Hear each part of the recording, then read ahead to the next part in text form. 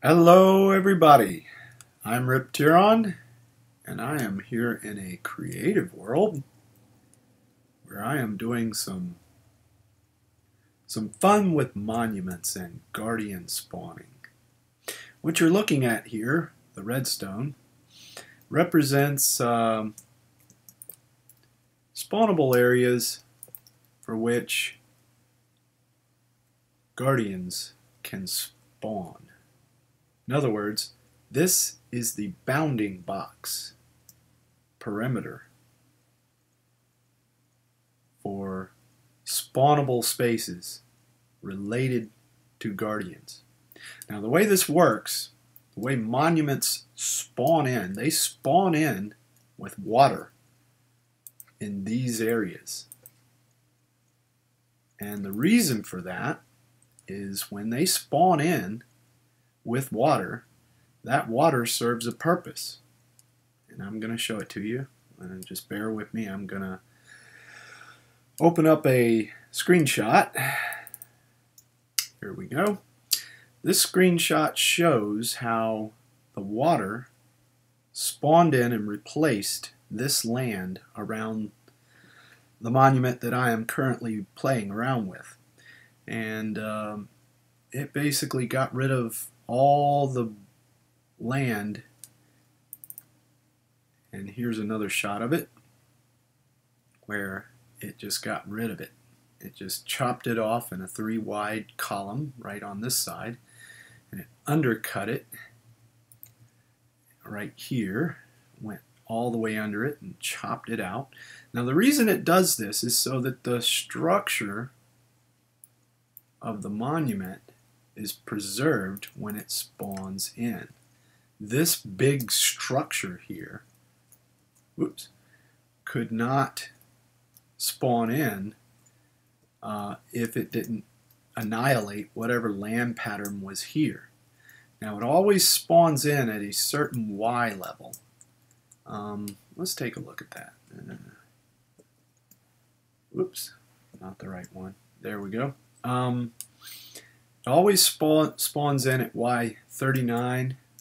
The floor is at Y40 right here. And essentially it chops off everything.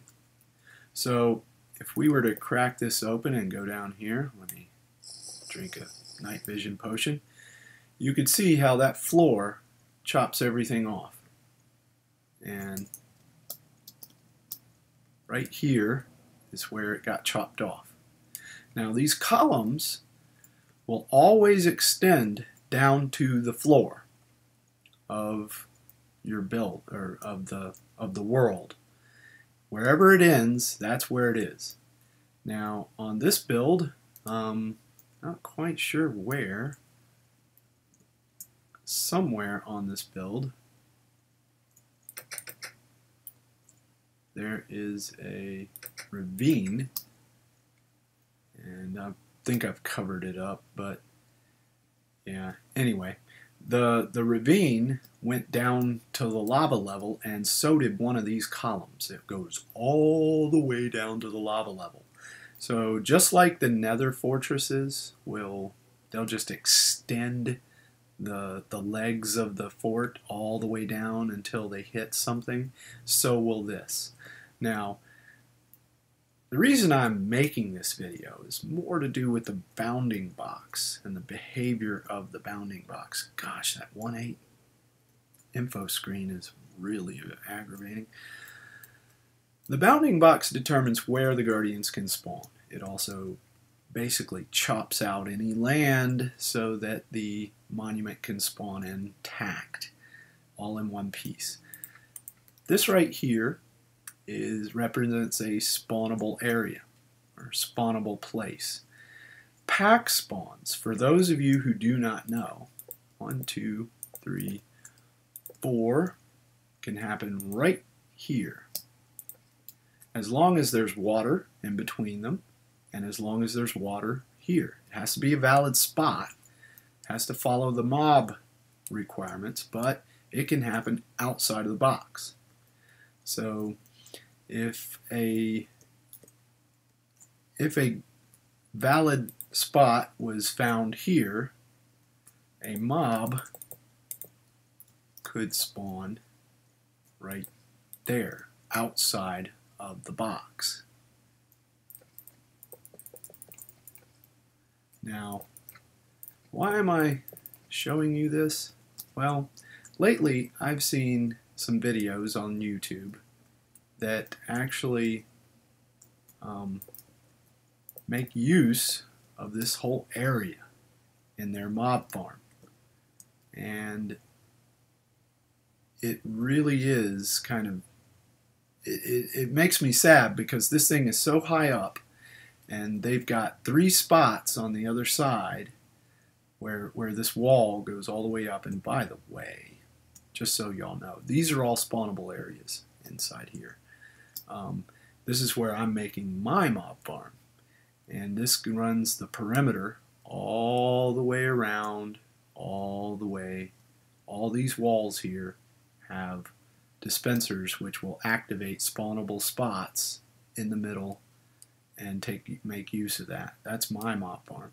Anyway, these pack spawns happen infrequently. They can happen inside of here, but they're not going to happen as often as people might think, because as long as there's a valid check on the inside here, that pack is not going to matter, and that pack could also happen right here. You could do a valid check for a pack inside of the box. It doesn't care. So unless there is a mob check here and there's a pack associated with this check, and even if it is there, it could spawn it here.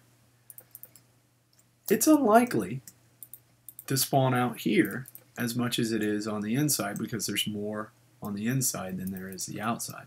So my advice is, don't waste your time making a giant ink farm out here. Time, resources, lag. Build your spawner inside this area. Much, much, much, much more efficient. And you will be thankful you did, because you won't waste your time. I am getting huge returns on a mob spawner that I built out to here. And that spawner, basically, I utilized this square as the exterior wall. And the reason that that works so well is because of this wall. I basically brought it down to this level and then cut it off right here, and that's where my signs were, and then dropped them down to Y20 and killed them over a bed of hoppers. And the box goes all the way up to the surface where the bounding box stops. Now I have connected this quarter just to show you a little more, and basically this is the bounding box. And the reason I'm doing this is not to make fun of anybody or criticize anybody, but to inform everyone. Sort of my own little myth busting going on here. Now, I want people to know that this is the best way to utilize the monument, is by building their farms within these zones. Otherwise, they're kind of wasting their time and resources. So I hope this helps you, and I'll upload a video showing you how this farm works. When I get it done, I'm utilizing nether portals. Yeah. While I'm seeing it, I just found my entrance here. It's right over here. There it is. Yeah, pain in the butt. There we go. That's not going to matter. But basically, see how these columns come all the way down to the lava level? Pretty cool. Goes all the way down to here. And, yep, just like a nether fort. Anyway, I hope this helps you guys out. Kind of helped me to learn all this stuff, and I'm making use of the bounding boxes. They really will help you make farms. Anyway, I'm Rip Tiron. Give us a like. We'll see you later. Bye.